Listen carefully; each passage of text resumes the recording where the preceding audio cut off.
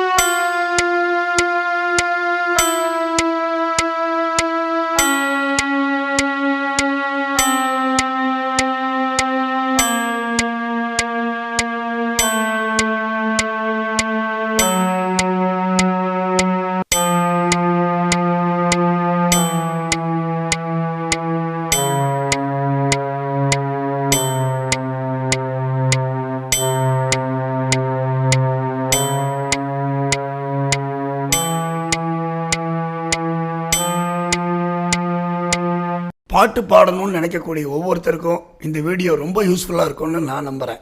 இந்த வீடியோ பிடிச்சிருந்தா லைக் பண்ணுங்கள், உங்கள் ஃப்ரெண்ட்ஸ் ரிலேட்டிவ்க்கு ஷேர் பண்ணுங்கள்.